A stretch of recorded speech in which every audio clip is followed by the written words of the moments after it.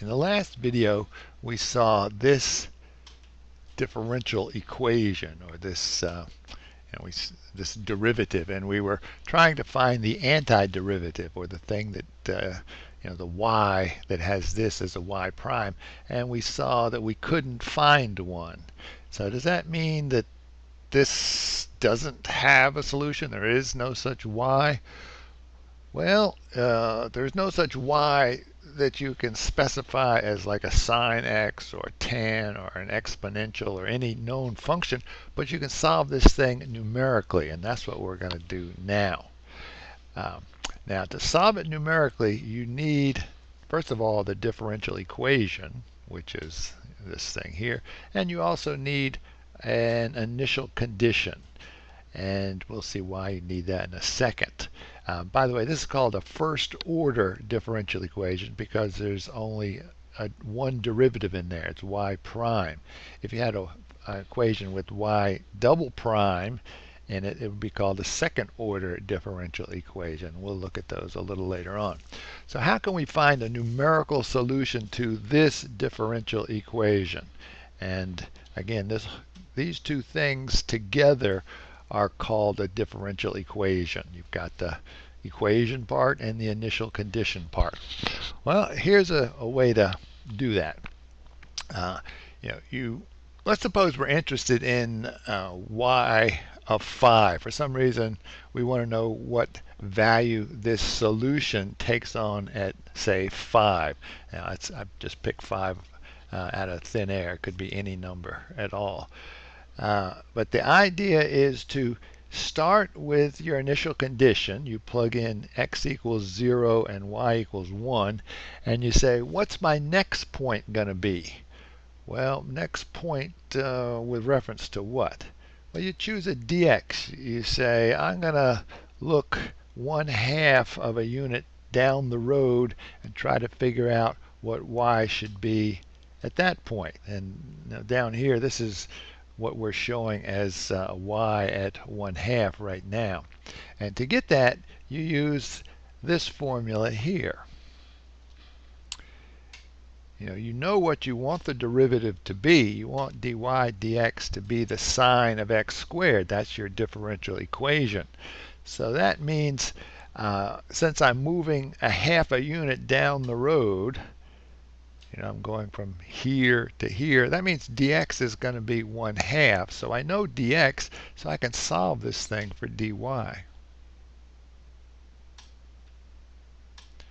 Just solve it and use this formula and plug that into, let's do it up here with a little spreadsheet.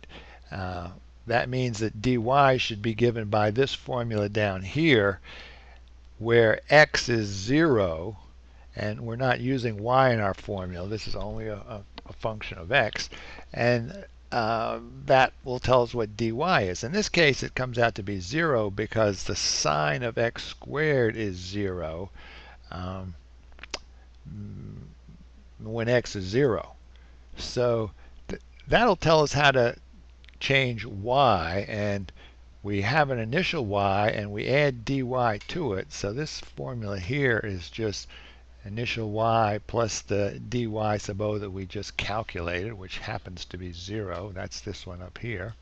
And what about the next value of x?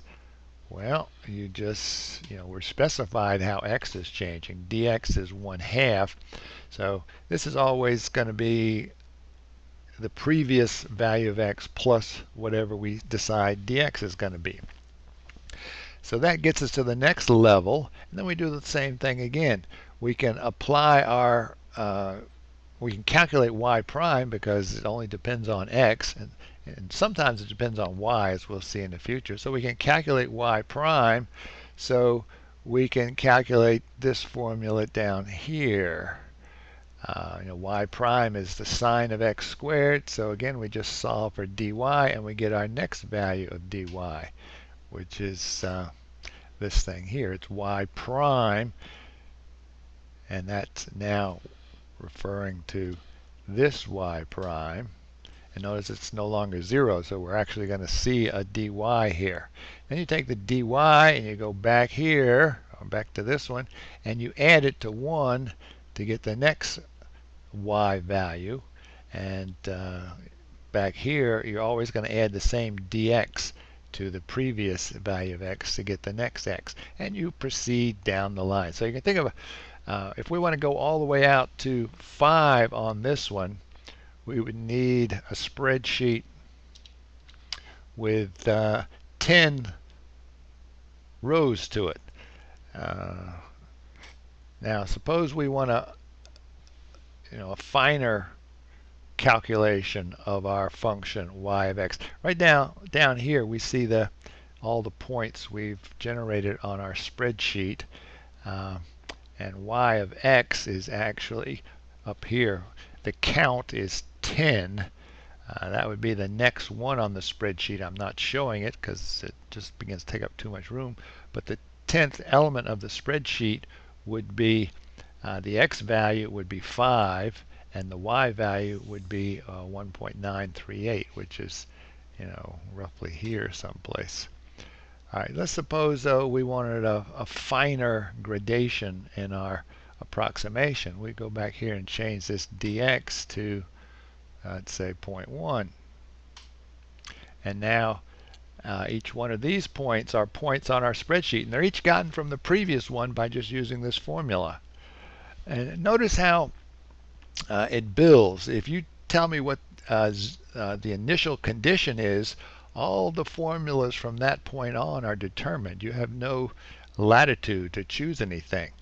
Now, you can change the initial condition. For instance, I could say I want my sequence to start at 2, and then this would be the solution. So the initial condition determines the solution.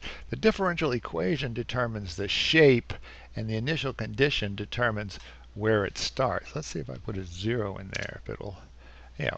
So there's another solution. Wherever you want to start, basically, you can start there by just changing the initial condition. And now look at our y count. That's y at 5 is 1.543.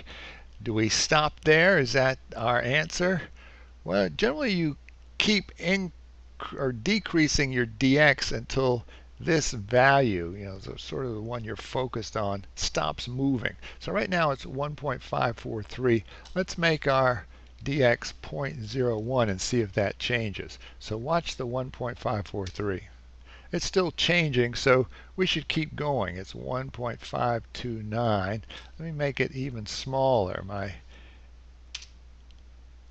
And now I get 1.528, and I'm going to make it even smaller still. I'm going to make it a 0.5. I don't want to make it too much smaller. It just takes a long time to calculate. And let's see if that changes anything. It doesn't. So once this stops moving, this is called our stopping criterion. And here I've said my stopping criterion should give us an accuracy out to 3 decimal places. You can make it 2 decimal places, 1, 4, 15, however many you want. You need some sort of stopping criterion, some sort of rule for when you stop decreasing dx. So right now, this is a pretty good approximation of the antiderivative of the sine of x squared. Now the thing is, we don't really call it an antiderivative. We call it an antiderivative when you can express it as a function. Suppose we could say that the function x times the cosine of x cubed differentiates into this, then we could speak of an antiderivative. Here we just say we've solved the differential equation numerically. And in the real world, if you're faced with an engineering problem, this would probably be good enough. You get whatever accuracy you need. And look at it, it's kind of interesting. The undulations are caused, of course, by the fact that our differential equation is periodic. It's sine, so that carries over to our solution. But notice it's not periodic itself. It's it doesn't have a period like here. takes a long time for it to get up to its local max, and here it takes a shorter amount and a shorter amount. So there's no period to this thing. And notice that, let's look at one more thing. I click here, I can look at a particular point. Actually, let me go back to, this was good enough. We don't need that much accuracy. This one here is good enough. So let's look at a point. If I click here, I'll get a particular point. So I'm picking a point out of this spreadsheet. And remember, this spreadsheet is really, you can't see it, but it goes on for actually 5,000 rows. That's how many rows you'd need with a dx of 0.001 if you wanted to reach all the way out to 5. So I'm now looking at the 2,500th row. And all the rows are gotten just the way I did with the initial section of the spreadsheet. And notice over here, my differential equation is satisfied. dy dx equals the sine of x squared. And you shouldn't be surprised at that, because this is the equation I use to get the next point. I've develop things out to say I equals 2,499, and now I want to know what the next one is. I just solved this thing for dy and add it to my previous y. So this has to be true. That's how I developed my sequence of points, by using this equation. So no surprise there. All right, let's look at another one, which is a little more complicated. Let's look at another differential equation. All right, here it is up here. Now I have y prime is equal to x squared minus 3x plus 2, and I have an initial condition. And I generate my numeric solution the same way as I did before. And this red graph is the numerical solution. The thing is, this is actually a derivative which has an antiderivative. This is just a polynomial. So now I've generated a numerical solution. How does it compare to the antiderivative solution? Well, let's go and graph that and see what we get. So remember, the red is the numerical solution. I'm going to stick in, and I'm going to color it blue. I'm going to stick in the antiderivative. To do that, I say x goes into, and now I just want to find the antiderivative of x squared minus 3x plus 2. Those are all polynomials, so we should be able to do that. It's going to be 1/3 times x cubed, that's the first one, minus 3/2 times x squared plus 2 times x. And let's try that one.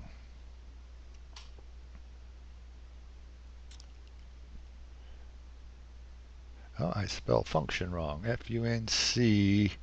I got to get the N in the right place. And let's try that one. Still don't. Geez, function. All right, try it again. Okay, and I want to say color is blue. Let's try that. We're going to get there.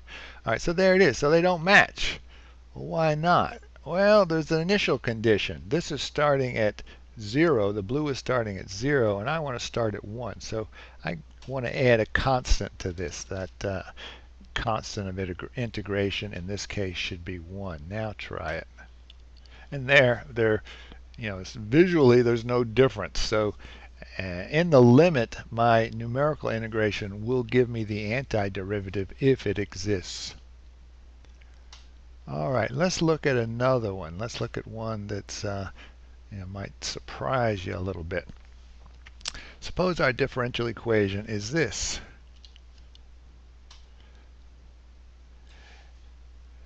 The first thing you do to solve this differential equation numerically is to take that formula and solve for y prime.